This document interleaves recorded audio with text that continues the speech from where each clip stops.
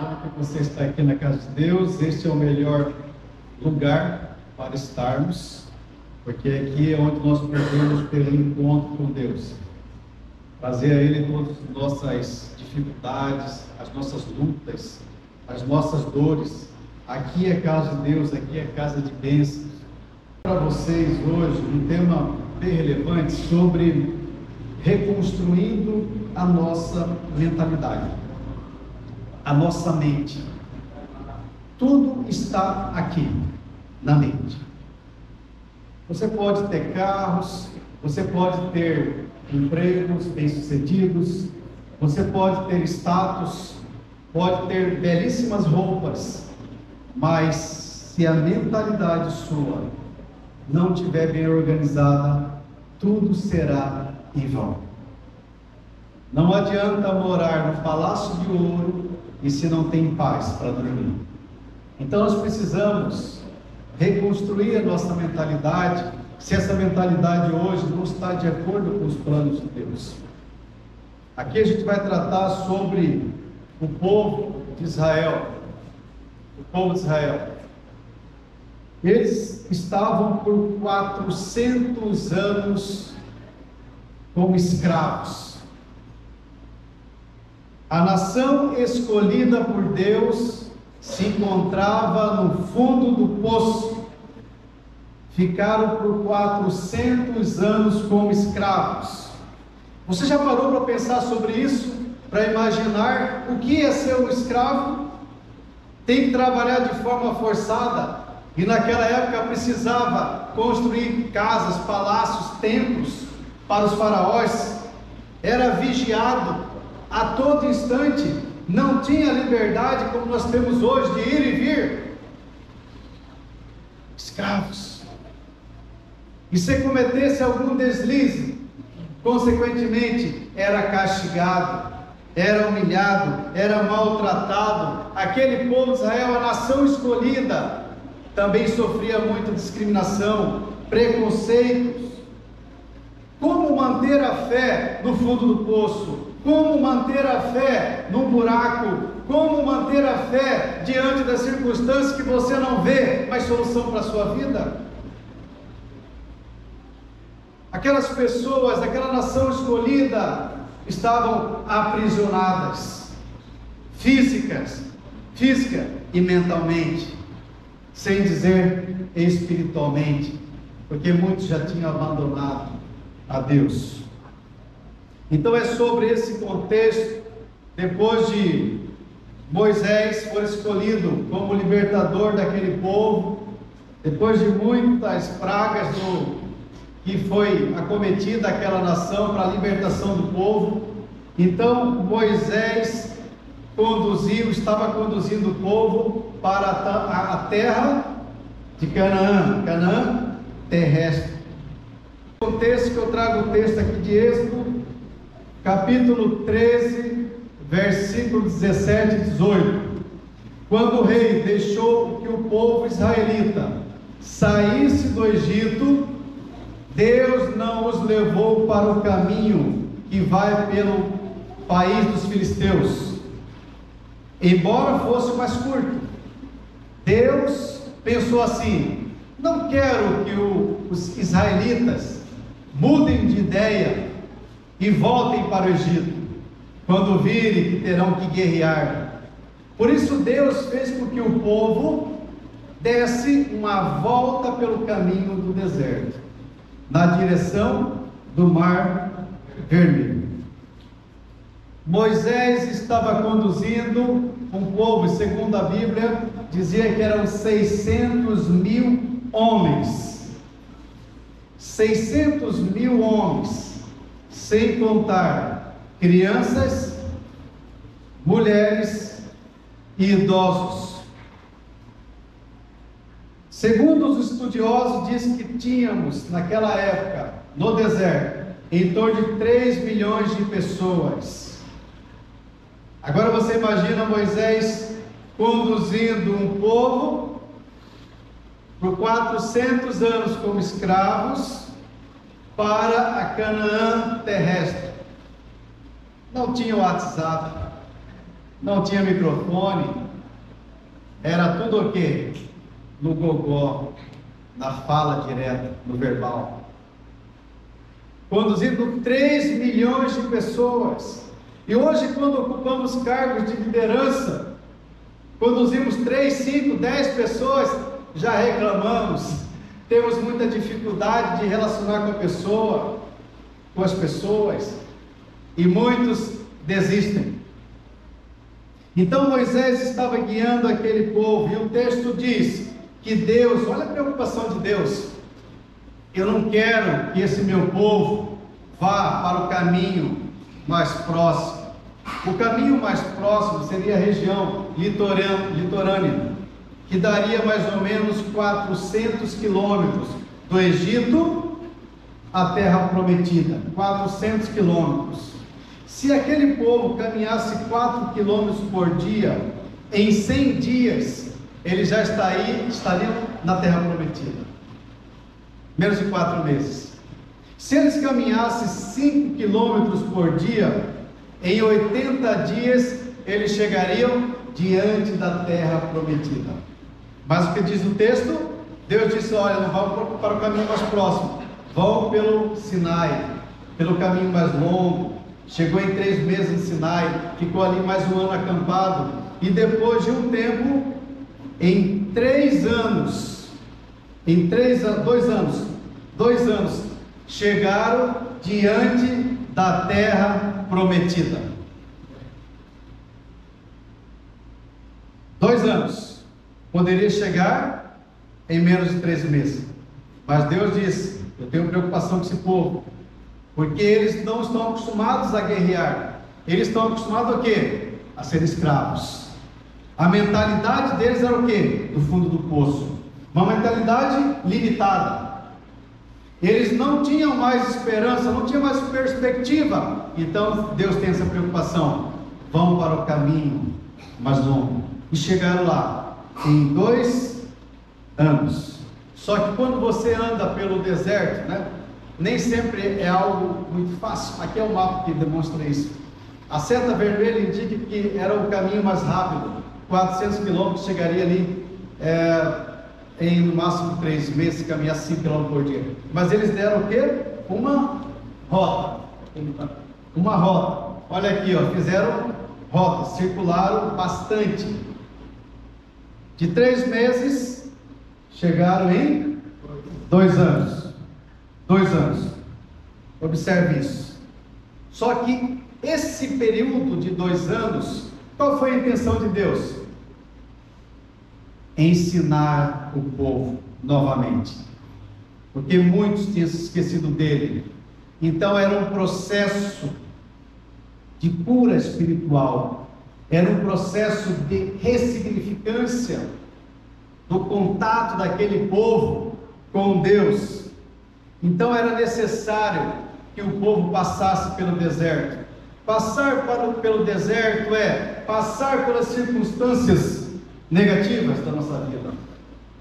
No caso deles, 400 anos como escravos e mais 2 anos no deserto. Então chegou o grande momento, diante da terra prometida por Deus, aquela nação escolhida. E agora? O que Moisés disse? Números 13, de 17 a 20. Quando Moisés os mandou espionar, escolheu 12 líderes, cada um representando uma tribo de Israel. 12. E disse Moisés: vão espionar a terra. Antes de conduzir 3 milhões de pessoas, vão lá espionar essa terra. Vão pela região sul e subam pelas montanhas. Vejam bem que terra é essa. Vejam também se o povo que mora lá é forte ou fraco, se são poucos ou muitos. Vejam se a terra onde esse povo mora é boa ou ruim, se as suas cidades têm muralhas ou não. Examinem também a qualidade da terra, e se ela é boa para plantar ou não. Veja se há matas, tenham coragem e traga alguns frutos da terra. Olha que interessante. Então Moisés, o líder daquele povo, escolheu umas 12 líderes, falou: vão lá na terra prometida, façam uma auditoria para nós lá, verifique como essa terra, quem mora lá, a qualidade da terra, se tem frutos ou não, se ela tem muralhas ou não, como que é o clima dessa terra, se tem espaço para todo mundo, se há outras nações que moram lá. Ou seja, faz uma auditoria completa e traga para mim a prova disso. Essa é uma função que Moisés estava entregando, dando para os 12 espias ou 12 líderes da nação escolhida. Em Números 13, 17 a 20, ele diz, enfatiza ali o que? Tenham coragem. Vocês vão para outro lugar, tenham coragem. Você vai mudar de emprego, muitas vezes você precisa de coragem. Você muitas vezes tem que quebrar um pouco aquele paradigma da sua vida, tenha coragem. A promessa ainda está para nós hoje. Então aqueles espias foram olhar a terra, passaram lá 40 dias. Aí vieram trazer um relatório do que viram naquela terra. Eram 12, não era isso? 10 espias disseram o seguinte: de fato, essa terra lá é boa, rica, tem muitos frutos. Para carregar um cacho de uva precisava de 2 pessoas, era muito grande. Tem figos, amora, tem muitas frutas. A terra é uma maravilha. A terra prometida tem abundância. Deus acertou em escolher essa terra para nós. A princípio foi essa notícia. Porém, aí entra uma partícula adversativa chamada mas. O povo que lá vive, segundo Números 13, 28, é poderoso aquele povo. As cidades de lá são todas muradas. E o pior, lá tem os descendentes de Anaquins, dos Anak, que são os gigantes. Os gigantes daquela época tinham aproximadamente de 2,5 metros a 3 metros de altura. 12 jovens, 12 líderes olharam o quê? Para o gigante. Provavelmente a estatura do povo de Israel era mais baixa. Gigantes. Isto é boa terra, eu quero morar lá, mas é muito caro para pagar. Eu quero estudar para passar uma prova, mas eu estou sem tempo para dedicar. Eu quero reformar a igreja, mas as condições financeiras dos nossos irmãos são baixas. Sempre haverá um mais na sua vida. Nós queremos algo, mas ao mesmo tempo existe uma vírgula, e depende do nosso esforço, e nós muitas vezes não queremos fazer. No capítulo ainda 13 de Números, diz que aqueles líderes, aqueles 10 líderes, deram enfoque nos gigantes, nos povos, nas cidades fortificadas que estavam lotadas, e não na promessa de Deus. E se sentiram como gafanhotos, pequenos, como gafanhotos. Será que muitas vezes eu e você temos a bênção de Deus, mas nós sentimos como gafanhotos, pequenos, diante das dificuldades dessa vida? E aqueles 10 jovens, 10 líderes, 10 espias, espalharam a notícia por todo o povo, os 3 milhões de pessoas, dizendo: olha, não tem como ir lá. E aquele povo ficou revoltado com Moisés. Falou: Moisés, vamos escolher um líder aqui e voltar para onde? Para o Egito. Voltar para o Egito quer dizer o quê? Voltar a ser escravo.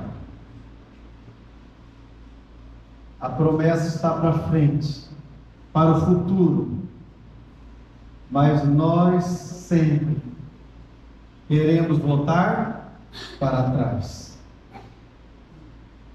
A promessa é para o futuro. Vá para o futuro, mas você quer voltar para trás dos seus traumas, dos seus problemas, mas a promessa está para cá, para frente. Prossiga para o alvo, como diz Paulo. E aquele povo quis voltar. Então você imagina a dor de cabeça que foi para Moisés. Ao olharmos para o futuro com medo, somos dominados pela incerteza. Ao olhar para o futuro com medo, somos dominados pela incerteza. Temos que conquistar, mas não temos condições. Tenho que fazer, mas não é o melhor momento. Tenho que pregar, mas deixa para outro fazer no meu lugar. Tenho que cantar, mas a minha voz não está tão boa. É o mais da nossa vida. Isso vai gerando incerteza. Quando nós temos medo, igual aqueles 10 estiveram com medo, e esse medo gerou incerteza. Não sei o que acontecerá no futuro, é melhor voltar para trás. Quando olhamos também para o futuro com medo, somos acomodados, vivemos acomodados. E Números 13, 29 diz: olha, lá tem os amalequitas, os hititas, zebudeus, amorreus, isto é, já está lotada aquela terra. Vamos ficar aqui no deserto ou voltar para o Egito, para sermos escravos. Quando olhamos para o futuro com medo, ficamos na zona de conforto, acomodados, achando que tudo está bom, mas a promessa está melhor para frente, e nos acomodamos com isso aqui, e acomodamos. Quando olhamos para o futuro com medo, somos levados ao pessimismo. John Maxwell diz o seguinte: o pessimista é uma pessoa que, independentemente do presente, está decepcionado com o futuro. Esse é o pessimista. Tudo ele leva para o aspecto negativo. Os 10 viram que a terra é boa, mas se preocuparam com os gigantes, com quem viviam lá, com as muralhas, e não confiaram na promessa. No passado a gente tinha um desenho chamado Harry. Tudo dele ele reclamava, ele era um pessimista. Olha como que era o Harry, um otimista e outro pessimista. Vamos ver, precisa-se. Agora já sei que vamos arranjar complicações e vão ser bem feias. Agora vamos saber qual é esse tipo de serviço, Hardy. Encerrado, professor. Se há um bigudão nessa ilha, nós o acharemos. Fique certo. Vida, preciso que nós seremos os caçados nessa caçada. Hardy, você está bem? Eu estou muito bem, é apenas com uma dor de cabeça. Dia. Tudo reclama. Quando ele voltar, então eu agradarei. Tome cuidado, Rick. Desgraça, dia. Parece? Quando olhamos para o futuro com medo, temos o sentimento de inferioridade. Em Números 13:31 diz o seguinte, que o povo, dizendo, não podemos atacar aquele povo, é mais forte do que nós, os 10. E isso contagiou todos. Em Números 13:32 diz que espalharam essa notícia para todo o povo. E em 14:1 diz, naquela noite toda, observe isso, naquela noite toda a comunidade começou a chorar em alta voz. Nós somos gafanhotos, eles são gigantes. É melhor voltar para o Egito. Quando olhamos para o futuro com medo, nós temos essa inferioridade. Muitas pessoas olham no espelho e dizem, eu não tenho capacidade, eu sou incompetente, eu sou um pecador, eu sou um falho. Inferioridade. Deus te fez como um artesão de forma primorosa, única, singular, ímpar. A íris dos seus olhos, a arcada dentária, suas digitais comprovam isso. Então você é a pessoa mais linda para Deus. Se os seus filhos, se o seu cônjuge não acha isso, não importa, o que importa é que para Deus. Você é a pessoa mais capaz para Deus. Jesus pegou aqui nessa terra, escolheu 12 pessoas incapacitadas, as piores para serem seus discípulos. E hoje estamos aqui por causa desses discípulos também. Deus te dá todas as condições, mas para isso você precisa querer. Aí ele entra o princípio do amor, que é o livre arbítrio. Então aquele povo, quando olhou para o futuro com medo, ficou acomodado, bateu o desespero, quis voltar para o Egito, sentiu-se inferior. E qual foi a consequência disso? Tudo na nossa vida nós teremos consequências, que podem ser boas ou não. Números 14, de 29 a 30 diz o seguinte: vocês serão mortos. Olha que Deus disse para Moisés e para o povo: vocês serão mortos, e os seus corpos, e os corpos de vocês serão espalhados pelo deserto. Vocês reclamaram contra mim, e por isso nenhum de vocês que tem 20 anos de idade ou mais entrará na terra prometida.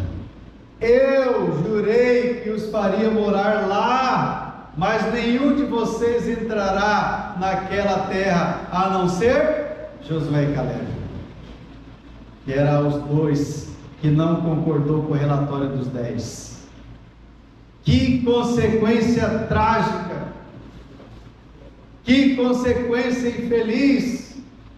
400 anos como escravos, 2 anos andando no deserto, chega diante da terra prometida, e ainda assim não acredita, não confia em Deus, depois de Deus mostrar para eles o que? Abriu o mar vermelho, fez chover o que? Maná do céu, aves do céu, tirar água de rocha, tudo isso, e aquele povo ainda era um descrente. Será que muitas vezes eu e você não somos dessa forma? Deus faz o milagre e nós não reconhecemos o milagre. Deus dará a bênção e nós não aceitamos a bênção e queremos sempre mais, como crianças mimadas. A consequência foi trágica. Todos de 20 anos ou mais morreram no deserto, por não confiar em Deus. Quanto tempo aqueles espias ficaram vigiando a terra? 40 dias, não foi isso que eu disse? Para cada dia equivalia a um ano. Aquela nação teve que andar por mais 40 anos no deserto. Aqui, ó. Está vendo aquele círculo?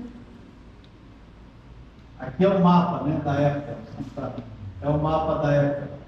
Esse círculo indica que aquela nação ficou rodeando, em loop, rodeando, por 40 anos. 40 dias equivaleu a 40 anos andando no deserto. Consequência dos nossos erros, consequência do erro daquele povo por não confiar, por não acreditar em Deus.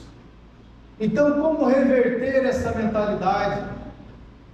Porque até agora a gente percebe o quanto aqueles 10 representantes daquela nação falharam e a mentalidade deles estava o quê? Para baixo. Como ter uma nova mentalidade? Como reconstruir a nossa mente? O que hoje no mundo moderno chama de mindset, né? A nossa mentalidade. Como ter uma mentalidade melhor, uma mentalidade mais grata, mais abençoada com essa história? Aí nós temos que aprender o quê? A mentalidade de Josué e Caleb. Foram os dois que puderam entrar nessa terra prometida. Então, como mudar essa mentalidade? Então, Caleb os fez calar e disse, aquele povo, naquele contexto, conforme o número 13:30, vamos atacar agora e conquistar a terra deles? Olha a mentalidade. A mentalidade dos 10 era o quê? Lá tem gigantes, as cidades são fortificadas, lá está lotada, superpopuloso aquela região, nós não conseguiremos vencer. A mentalidade de Josué e Caleb é: vamos atacar, vamos conquistar, porque essa é a promessa. Se Deus prometeu, Ele vai cumprir. Não importa se diante dos meus olhos está tudo difícil, tudo complicado, mas se Deus me prometeu, Ele vai cumprir. Meus irmãos, a única coisa que cabe a mim e você é acreditar, é confiar nas promessas. Por causa de uma teoria nova, por causa de um escritor, por causa da ciência, por causa de... A única coisa que nos cabe é aceitar. Josué e Caleb confiaram na promessa, por isso que eles entraram na terra prometida. Então, nós precisamos ter confiança, precisamos ter fé, acreditar naquilo que eu não estou vendo, naquilo que a princípio, diante dos meus olhos limitados, eu não consigo enxergar, mas pela promessa, pela confiança eu devo entrar, porque a promessa estava registrada em Êxodo 3:17, Deus dizendo: eu resolvi tirá-los do Egito, onde estão sendo maltratados, e vou levá-los para uma terra boa e rica, a terra dos cananeus, dos heteus, dos amorreus, dos pirizeus, dos heveus e dos jebuseus. Em Êxodo, Deus já tinha avisado tudo o que teria naquela terra. Moisés sabia, o povo sabia, e mesmo assim, diante da realidade, eles não confiaram. Não confiaram. E Êxodo 3:17 reforça essa ideia. Como podemos melhorar, mudar a nossa mentalidade, tendo uma atitude mais positiva? Mais positiva. Números 14:7 diz: a terra que percorremos em missão de reconhecimento é excelente. Diante dos problemas da sua vida, como que você reage? Foca no problema ou foca na solução?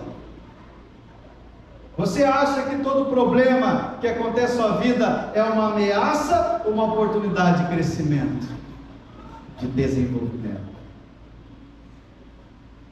Como é a sua mentalidade hoje?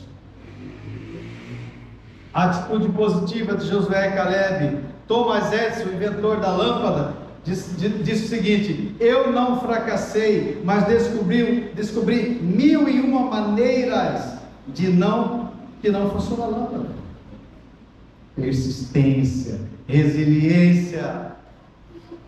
Tem gigantes, mas a promessa é para entrar? Vamos entrar. Atitude positiva. Vamos fazer uma programação especial na igreja. Aí começam os otimistas e os pessimistas. Aí começa aqueles que querem crescer, desenvolver, e outros que querem travar, andando no freio de mão puxado, por freio de mão puxado.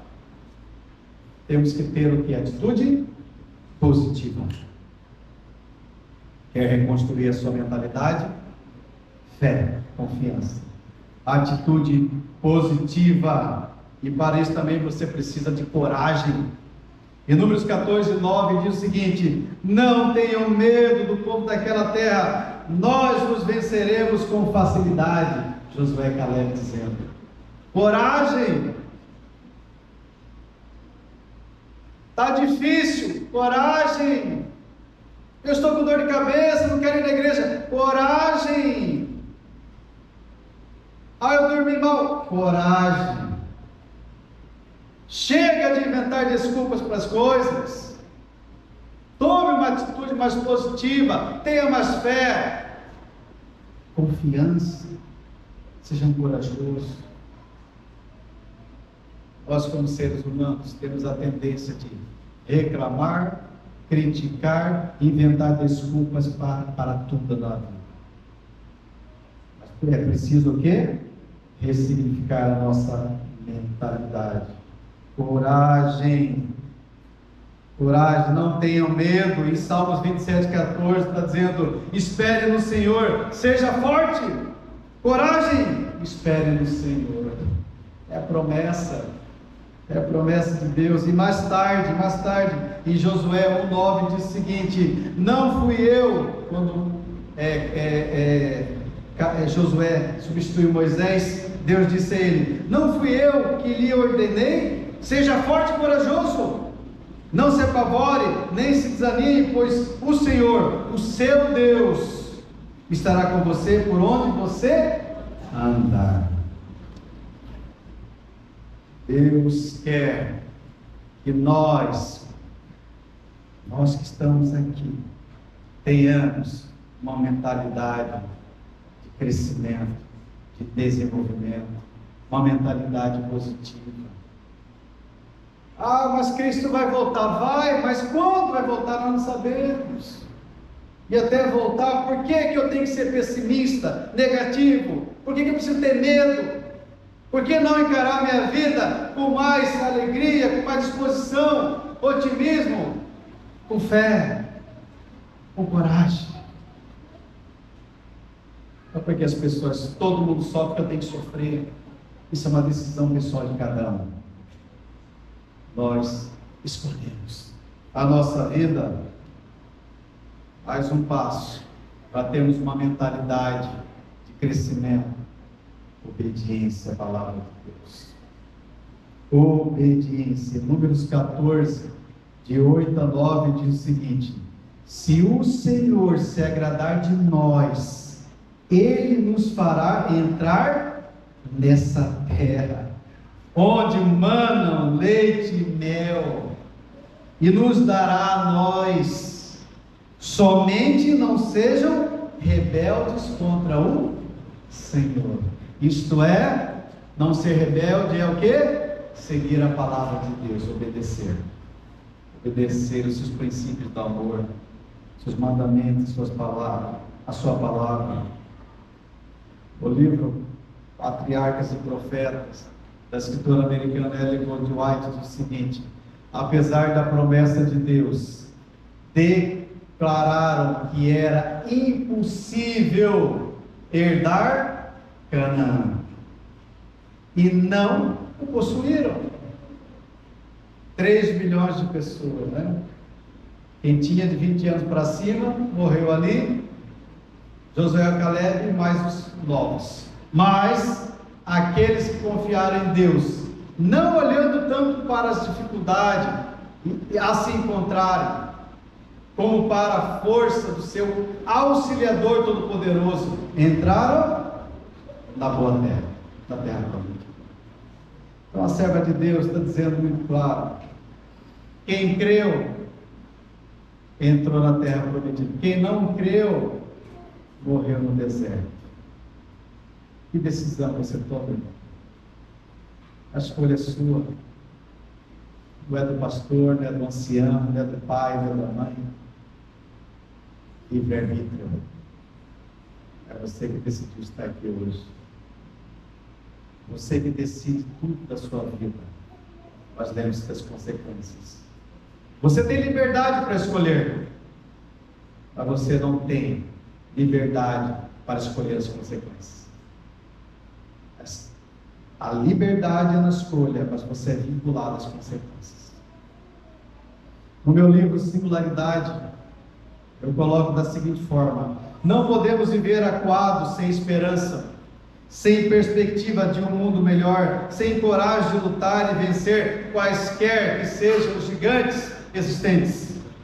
O otimista Caleb, a sua mentalidade era de um jovem, como se tivesse seu auge. Mentalidade. A mentalidade não tem relação com a idade. Tanto que eu encontro muitos jovens com a mentalidade de velhos, e velhos, senhores, com a mentalidade de novos. Aqui, ó, mentalidade. Você pode viver acuado, sem esperança, ou você pode reconstruir a sua mentalidade e ter uma vida melhor aqui na terra. Mesmo diante das dificuldades, dos problemas, das lutas, das dores, da tristeza que eu e você enfrentamos cotidianamente. Conte-se uma história de uma águia que desde pequenininha foi criada no meio das galinhas. E pela águia olhar uma galinha, outra galinha, começou o quê? A repetir a atitude da galinha. Cabeça para baixo, bicava no chão para comer. Não voava porque na visão, na mentalidade dela era o quê? Uma galinha, mesmo sendo uma águia. Aí certa vez, uma pessoa observou aquelas galinhas e falou: nossa, mas aquela ali não é galinha, aquela é uma águia. Pegou essa águia, levou, para um certo monte e começou a soltar a águia, mostrando para ela que era possível voar. E qual é o final dessa história? A águia passou a voar. O que eu quero dizer com isso? Que muitas vezes nós estamos num galinheiro, aprisionados. Olhamos para o lado, para o cônjuge, para o filho, para o pastor, para o irmão da igreja, para o colega de trabalho, todo mundo com a mentalidade de galinha, preso no galinheiro. Só que é sua natureza. Deus te fez para ser uma águia, para você ter uma visão panorâmica, uma visão grandiosa, maior, de conquista, de ser uma pessoa que esteja aqui para ajudar as outras pessoas que tanto carecem também. Que tipo de pessoa eu tenho sido nos últimos meses? A minha mentalidade é de águia ou é de galinha? Precisamos revisitar a nossa forma de pensar, porque muitas vezes agimos como galinha, uma mentalidade como aqueles 10 espias. Olhamos para os problemas e não para o Deus da solução. Não se deixe paralisar pelo medo. Abrace a confiança em Deus e conquiste a terra prometida que Ele tem para você. Deus quer te dar uma nova mentalidade. E a história continua que depois de 40 anos, aquele povo estava diante, pela segunda vez, da terra prometida.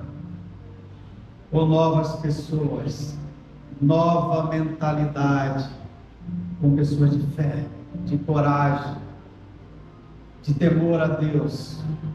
Então chegou o momento, e mais uma vez Deus abriu o mar, o Rio Jordão, para aquele povo passar. Chegou o momento então de fazer a divisão das terras, das 12 tribos, para então para que eles pudessem lutar. 2 tribos e meio de um lado do Jordão e 9 tribos e meio para outro lado do Jordão. Josué, como líder, tinha que dividir essa terra. E aqui o que mais me impressiona é a mentalidade de Caleb. Eu vou ler o texto, se você quiser acompanhar, abra também aí no livro de Josué 14, de 7 a 15. Nesse momento da divisão da terra, olha o relato. Josué, capítulo 14, de 7 a 15.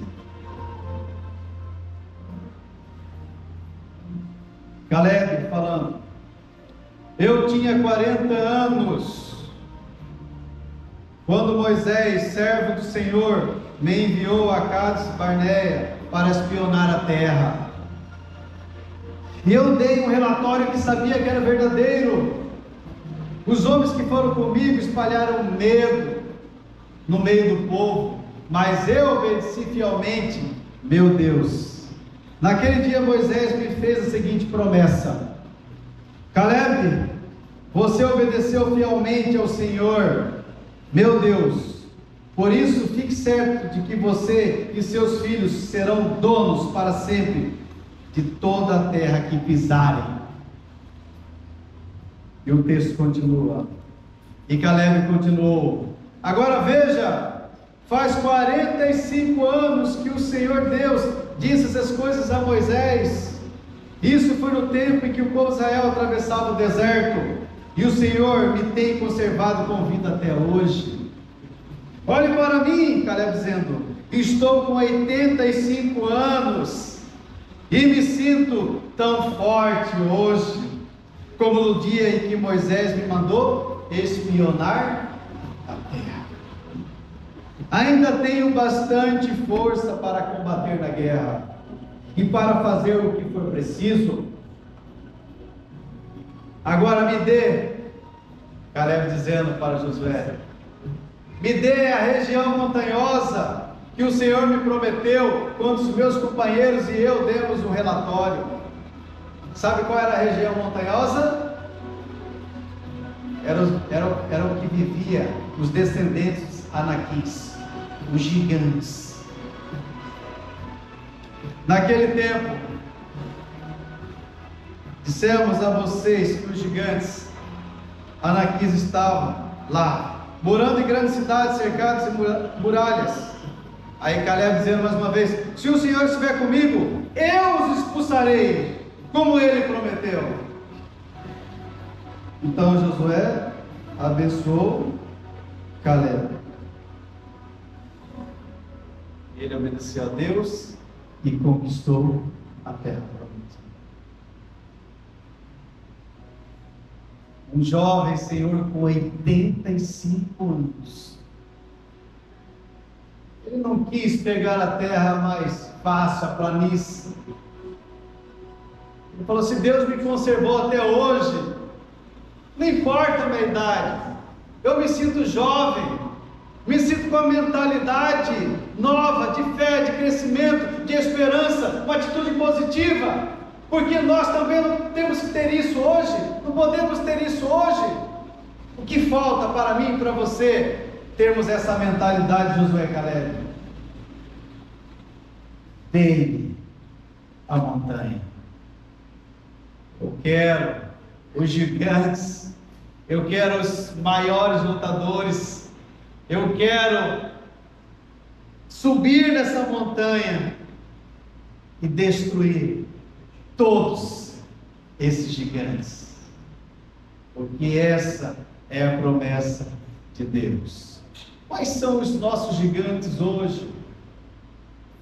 Quem sabe para alguns o gigante seja o problema espiritual, o problema financeiro, relacional.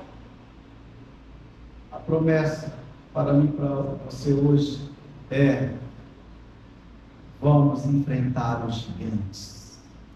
Não fuja dos gigantes da sua vida, senão você vai ficar encurralado, sem esperança, desmotivado, triste.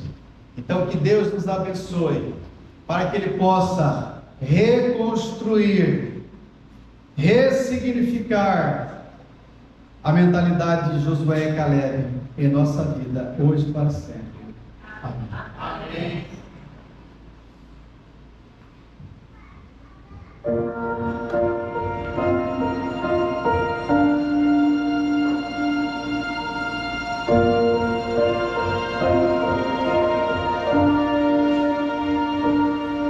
Se está vivendo na escuridão, parece que o dia nunca vai chegar. Se o seu passado faz a lágrima rolar, não esqueça, Deus está te amparar. Se a vida já não faz sentido,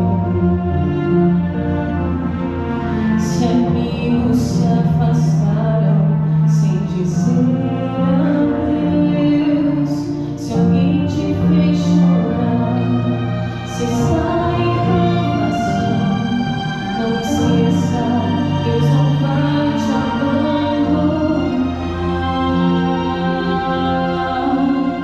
Deus quer te abençoar.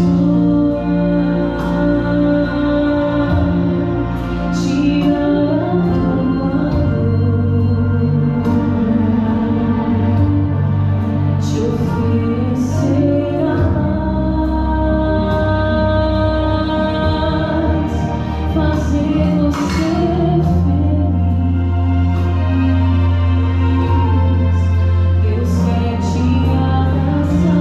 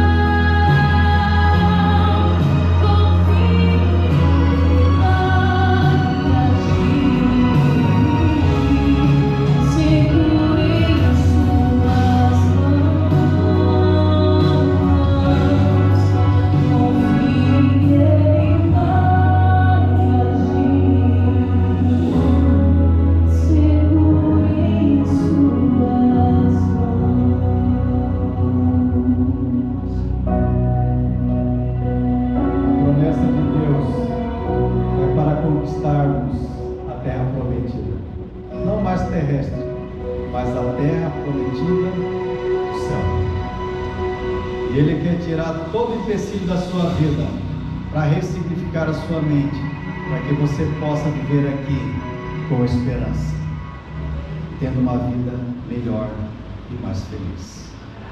Ó Deus Todo-Poderoso, muito obrigado porque nós estamos aqui na Tua casa, aprendendo de Ti, do Teu amor, da Tua misericórdia, da Tua bondade por nós. Amém. Que o Senhor possa ressignificar, reconstruir a nossa mentalidade, para que possamos ter uma mentalidade mais de fé, de obediência, de coragem, de temor a Ti, Pai.